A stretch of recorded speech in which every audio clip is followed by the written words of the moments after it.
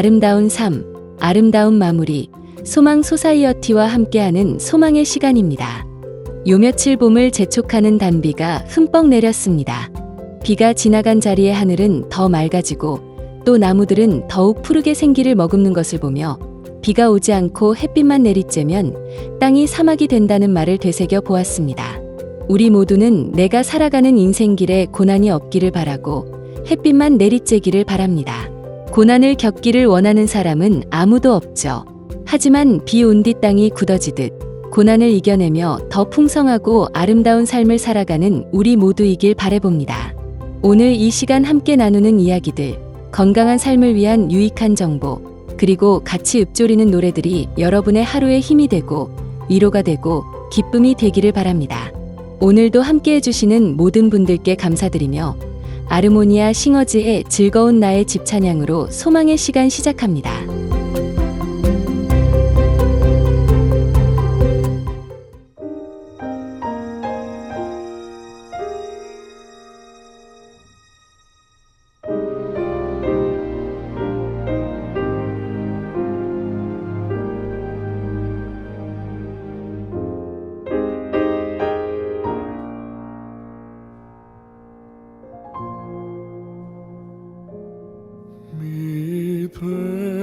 Pleasures and palaces, though we may roam, it ever so humble, there's no place like home.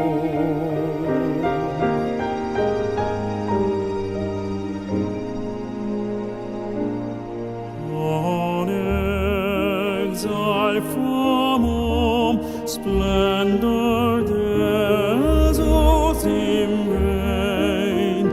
Oh, give me my lonely thatched cottage again.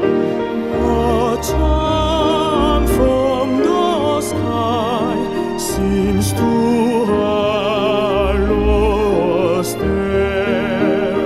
We seek through the world, is ne'er met with elsewhere. Home, home, sweet, sweet home. Home, home, sweet, sweet home. 내 쉴 곳은, 내 쉴 곳은 my home. 나의 쉴곳 내 사랑 집 내 집뿐이니 나의 쉴 곳은 집 내 집뿐이니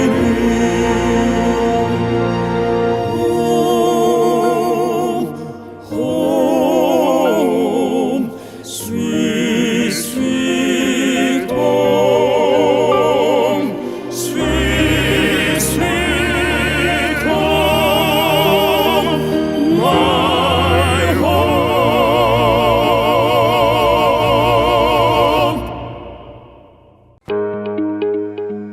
아름다운 삶, 아름다운 마무리, 소망 소사이어티의 소망의 시간입니다. 지난주 소망 소사이어티가 기획하고 출간한 자서전 바람꽃의 첫 번째 주인공, 소망 중창단의 반주자로 봉사하고 계시는 강혜옥님의 이야기를 함께 나누기 시작했는데 어떠셨나요? 서울대학교 명예교수이며 아산나눔재단 이사장이신 정진홍 박사는 바람꽃 추천사에서 20분의 귀한 글을 읽었습니다. 읽는 내내 즐겁기도 했고 괴롭기도 했습니다. 아프기도 했고 화도 났습니다. 감사하기도 했고 속상하기도 했습니다. 힘들기도 했고 후련하기도 했습니다. 눈물이 나기도 했고 미소가 지어지기도 했습니다. 부럽기도 했고요. 서로 다른데 너무 같았습니다. 그래서 그랬던 것 같습니다. 우리는 너나 없이 몸을 지닌 사람이니까요. 또한 너나 나나 마음을 지니고 있으니까요. 홀로 먼 길 무척 피곤하게 걷는다는 생각을 할 때가 잦았습니다. 그런데 여기 글을 써주신 여러분들을 뵙고 갑자기 길 걷기가 편해지고 마음이 가벼워졌습니다. 홀로가 아니어서요. 모두가 나여서요. 내가 모두여서요. 사는 게 환해졌습니다. 따뜻해지고요. 든든해졌다고 해도 좋습니다. 이 책을 통해 만나뵌 여러분께 감사드립니다. 라고 하셨는데 여러분 마음도 가벼워지고 따뜻하고 든든해지셨기를 바라봅니다. 오늘은 이어서 강혜옥님이 걸어온 신앙과 봉사의 여정을 전해드리려 합니다. 강혜옥님의 이야기를 생생하게 그려내주신 구술작가 전희진님에게 감사의 인사를 전하며 강혜옥님의 이야기 이어갑니다. 우리는 1987년에 미국에 왔습니다.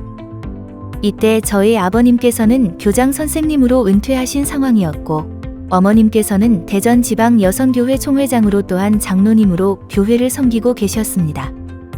그리고 저희 둘째 언니와 부모님께서는 저희 부부가 미국에 온 지 얼마 지나지 않아 미국으로 오셨습니다. 남편께서는 두 곳의 대학원을 졸업하셨습니다. 하나는 클레어몬트 신학대학원이었고 다른 하나는 샌프란시스코에 있는 장로교 신학대학원이었습니다. 이곳에서 박사 과정을 수료하셨고 로스앤젤레스에 거주하면서도 비행기를 타고 샌프란시스코를 오가며 학업을 마치셨습니다. 샌프란시스코를 오가는 일이 말처럼 쉬운 일은 아니었지만 남편께서는 강한 소명의식을 가지시고 학업에 정진하셨습니다.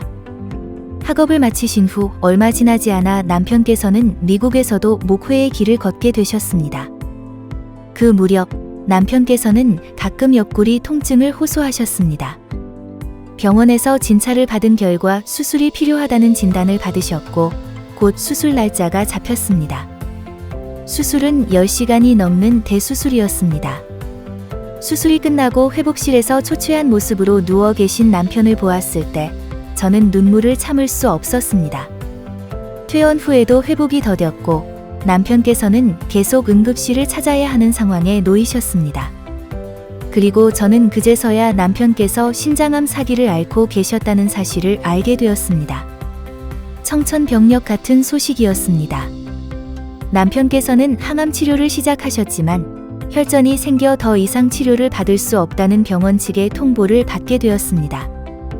그로부터 6개월 후 2013년 어느 날 남편께서는 하나님 나라로 가셨습니다.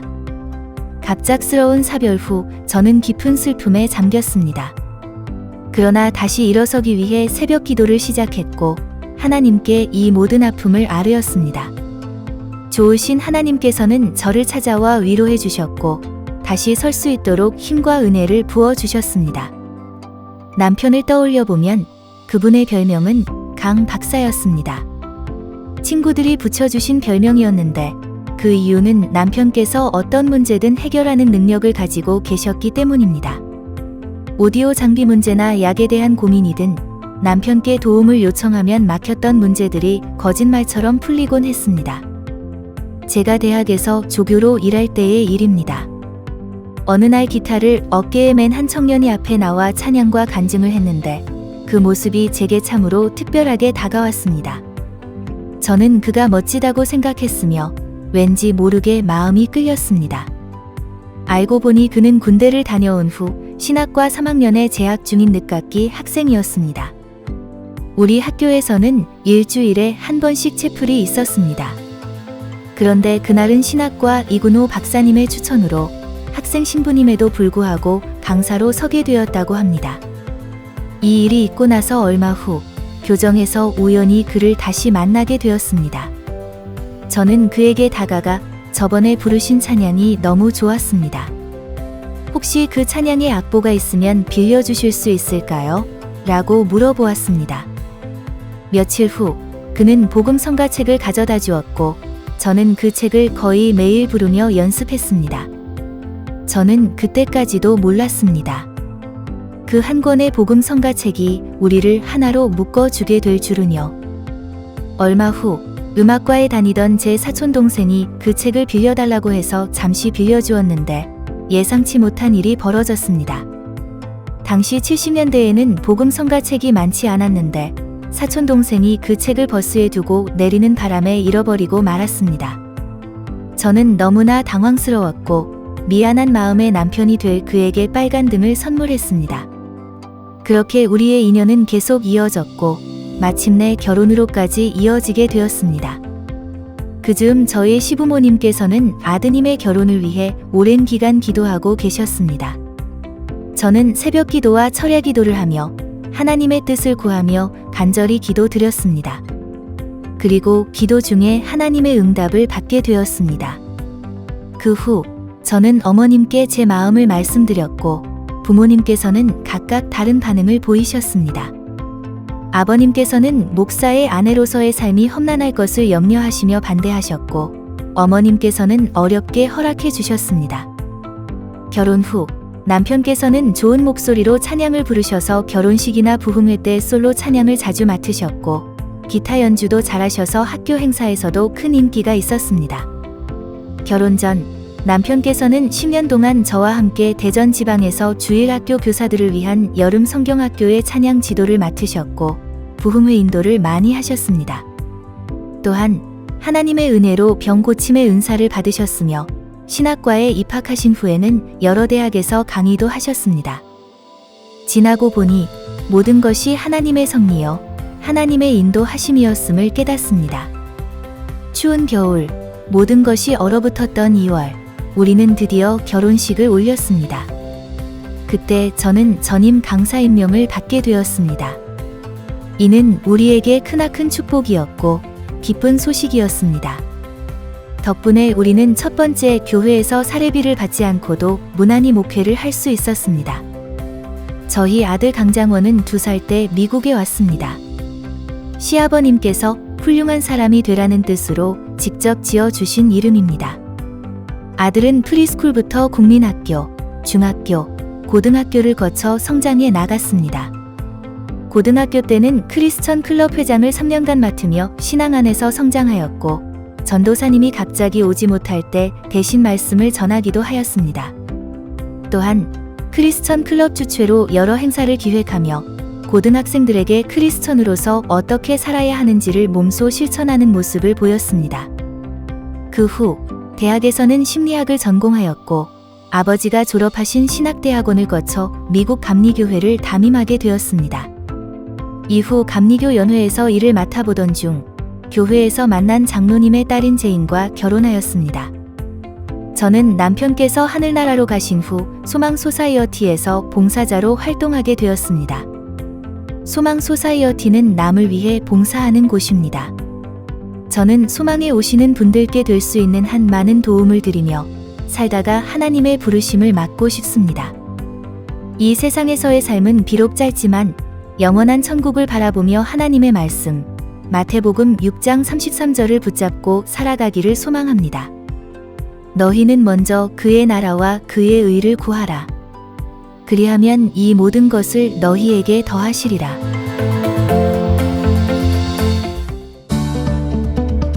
아름다운 삶, 아름다운 마무리. 소망 소사이어티의 소망의 시간입니다. 알츠하이머병은 예방할 수 있을까요? 많은 분들이 궁금해하시는 이 질문. 과연 알츠하이머병 예방법이 있을까요?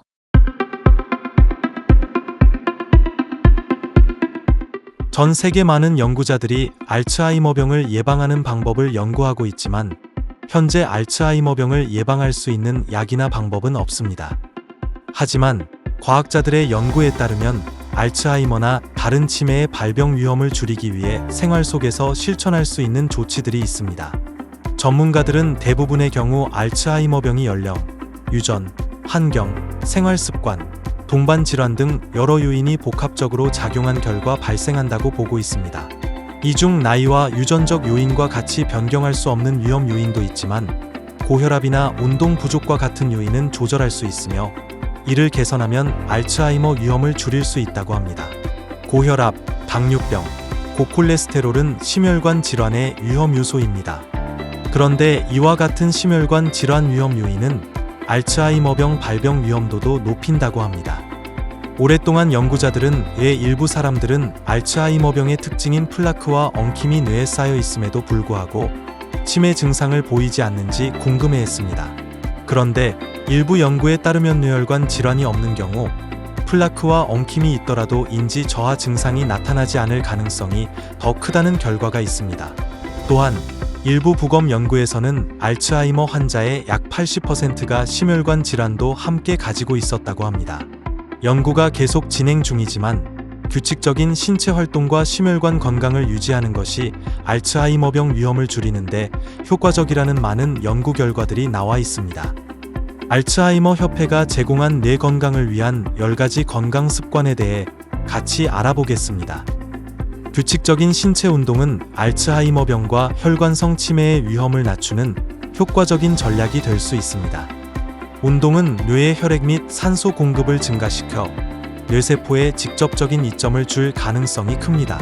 또한 운동은 심혈관 건강에도 긍정적인 영향을 미치므로 의료적으로 승인된 운동 프로그램을 실천하는 것은 건강을 유지하는 중요한 방법이 될 수 있습니다. 현재 연구에 따르면 심장 건강에 좋은 식단도 뇌를 보호하는 데 도움을 줄 수 있습니다. 이러한 식단은 설탕과 포화 지방 섭취를 줄이고 과일, 채소, 통곡물을 충분히 섭취하는 것을 포함합니다. 특정한 한 가지 식단이 알츠하이머 예방에 최적이라는 증거는 없지만 다음 2가지 식단이 연구를 통해 긍정적인 영향을 미칠 가능성이 있다고 평가되었습니다. 먼저 DSH 식단, 다이어테리 어프로치즈 투 스톱 하이퍼텐션입니다. 고혈압 예방을 위한 식단으로 채소, 과일, 저지방 또는 무지방 유제품, 통곡물, 생선, 가금류, 콩, 씨앗, 견과류, 식물성 기름을 섭취하도록 권장합니다. 또한 나트륨, 소금, 단 음식, 가공된 음료, 붉은 고기 섭취를 줄이라고 합니다. 2번째, 지중해식 식단, 메디틀레니언 다이어트입니다. 지중해식 식단은 붉은 고기 섭취를 줄이고 통곡물, 과일, 채소, 생선, 해산물, 건강한 지방, 견과류, 올리브 오일 등을 많이 섭취하는 식단입니다. 여러 연구에 따르면 강한 사회적 관계를 유지하고 정신적으로 활발한 활동을 지속하는 것이 인지 저하와 알츠하이머병의 위험을 낮출 가능성이 있다고 합니다. 전문가들은 아직 정확한 이유를 파악하지 못했지만 이는 사회적 및 정신적 자극이 뇌 신경세포 간의 연결을 강화하는 역할을 하기 때문으로 추정됩니다. 심각한 머리 외상과 인지 저하 위험 사이에는 강한 연관성이 있습니다. 특히 의식을 잃을 정도의 머리 부상은 향후 알츠하이머병 발병 위험을 높일 수 있습니다. 따라서 머리 외상을 방지하는 것이 중요합니다. 머리 외상 위험을 줄이기 위한 방법에는 안전벨트 착용, 스포츠 활동 시 헬멧 착용, 낙상 방지를 위한 가정 환경 정리가 있습니다. 여기에는 바닥의 장애물이나 미끄러운 카펫 툴 제거하고 조명을 개선하는 것 등이 포함됩니다. 아직 더 많은 연구가 필요하지만 이에 열거한 건강한 생활 습관을 실천하는 것은 건강을 유지하고 나아가 알츠하이머 발병 위험을 낮추는 데도 유익할 수 있습니다.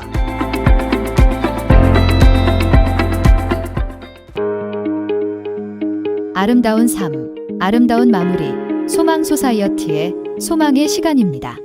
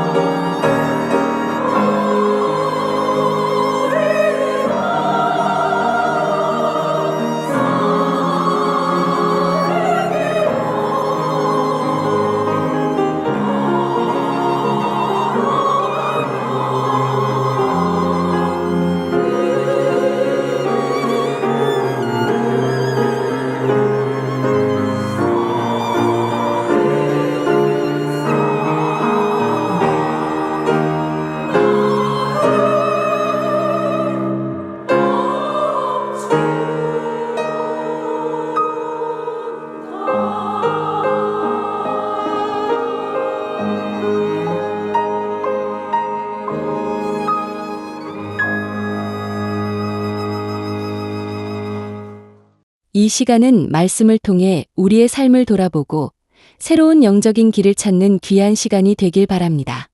오늘 남가주 새누리교회 박성근 목사님께서 전해주실 본문은 열왕기상 21장 1절에서 10절이고 설교 제목은 소중한 것 지켜내기입니다.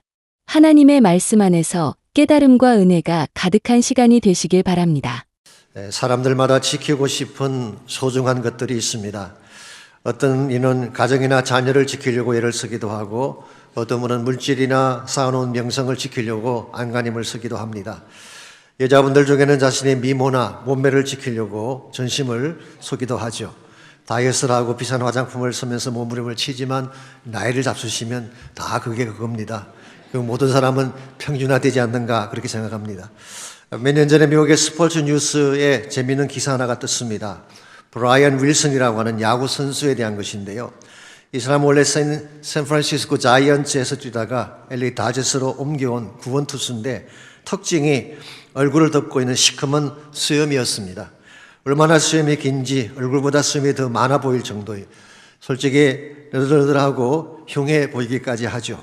그래서 800 Razors라고 하는 면도칼 제조 회사에서 그에게 이런 제안을 했습니다. 만일 그 턱수염을 깎기만 한다면 $1 million 주겠다고 했어요. 깎으면 훨씬 더 잘생긴 미남 얼굴인데 더구나 가만히 앉아서 100만 불을 받는데 안 할 이유가 있겠습니까? 그럼에도 브라이언 윌슨은 이런 지하에 거절했습니다. 얼마를 주겠다고 해도 결코 깎지 않겠다. 이유가 뭐냐 물었더니 돈 가지고 내 얼굴에 대한 권리를 간섭하는 게 싫다고 답했어요. 참 독특한 고집처럼 느껴집니다만은 다른 사람에게는 하찮은 수임일지 모르지만 브라이언 윌슨에게는 대단한 가치였기 때문입니다. 이와 같이 사람들마다 소중히 여기는 것들이 다르고 그래서 빼앗기지 않으려고 하는 것들이 있기 마련입니다. 자, 그렇다면 예수님을 따르는 여러분과 저는 무엇을 가장 소중히 간직하며 살아야 할까요? 그것은 세상적인 가치나 부유함이 아니라 하나님이 소중히 여기시는 영적 가치가 되어야 합니다. 사람들 눈에는 하찮게 보일지 몰라도 우리에게는 하나님으로부터 물려받은 영적 유산들이 있습니다. 이것들을 잘 간직하고 지켜낼 때에 혼탁한 세상 속에서도 떠내려가지 않고 바른 삶을 추구할 수가 있는 것입니다. 예를 들어서 복음이라는 유산, 하나님의 교회 주신 너무나 아름다운 유산이죠. 이 유산을 잘 지켜내야지 교회가 교회다워지는 것입니다. 사랑과 믿음의 유산 얼마나 귀한 것입니까? 이것을 잘 간직을 할 때 우리 삶이 아름답고 거룩하게 되는 것입니다. 한국교회 같은 경우는 새벽기도라는 아름다운 유산이 주어지지 않았습니까? 이것이 한국교회를 얼마나 경건하고 견고하게 만드는 초석이 되었는지 교구사를 공부해보면 누구나 알 수가 있습니다. 한국의 새벽기도는 길선주 목사님이 1906년도에 평양 장대현교회에서 공적으로 처음 시작을 했다고 합니다. 그런데 이 새벽기도회가 1907년도에 부흥운동의 도화선이 되었다고 역사가들은 기록하고 있습니다. 이런 면에서 기도라는 유산 귀한 것입니다. 이 유산을 잘 간직해야지 참된 능력과 권세를 맛보며 살 수가 있는 것입니다. 문제는 이와 같은 우리의 영적 유산을 빼앗아 가려고 하는 자들이 많다는 것입니다. 첫 번째가 세상입니다.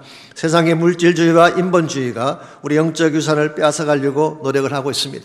흔히 하는 말 중에 신앙이 밥 먹여주냐, 돈이 최고야, 하나님이 어디 있느냐, 이와 같은 인본주의적 사상이 알게 모르게 우리를 공격하고 우리의 신앙을 무너뜨리려고 하고 있죠. 두 번째는 대적자들입니다. 하나님을 부인하고 기독교를 공격하는 무리들을 말합니다. 이들은 고등학교 내 기도 모임을 폐지하고 법원에서 십계명판을 떼어버리고 심지어 크리스마스를 헐리데이라고 부르겠던 무리들이죠. 그뿐이 아닙니다. 동성애를 합법화하고 이것을 학교에서 가르치게 함으로써 우리의 자녀라고 하는 가정이라고 하는 가장 소중한 유산을 빼앗으려고 시도를 하고 있습니다. 그런데 이 모든 악한 시도 뒤에는 사탄이 있습니다.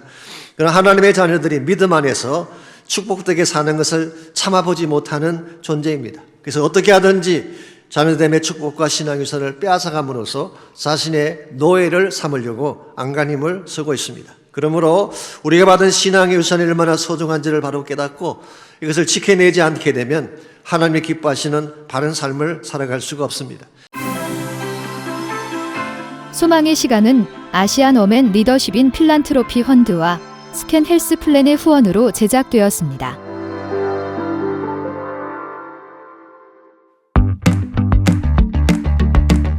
소망 소사이어티는 아름다운 삶, 아름다운 마무리라는 슬로건을 걸고 한인 시니어들의 웰빙, 웰에이징, 엘다잉을 위한 교육과 관련 프로그램을 제공하는 비영리 단체입니다. 소망 소사이어티는 사전 의료 지시서가 포함된 소망 유언서를 작성함으로써 뜻하지 않은 질병 혹은 사고로 의식불명 상태가 되었을 때 어떠한 의료 행위를 받을 것인가를 미리 결정하고 문서로 남겨 환자와 가족이 존엄한 임종과 아름다운 마무리를 할 수 있도록 돕고 있습니다.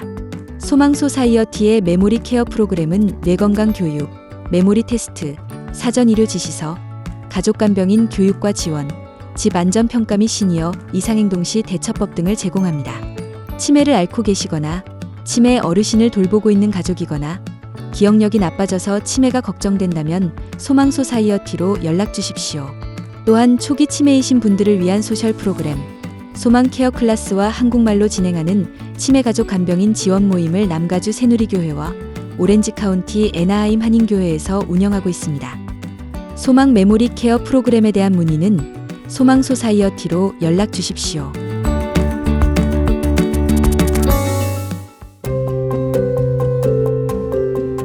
어느덧 오늘의 소망의 시간을 마무리할 시간이 되었습니다.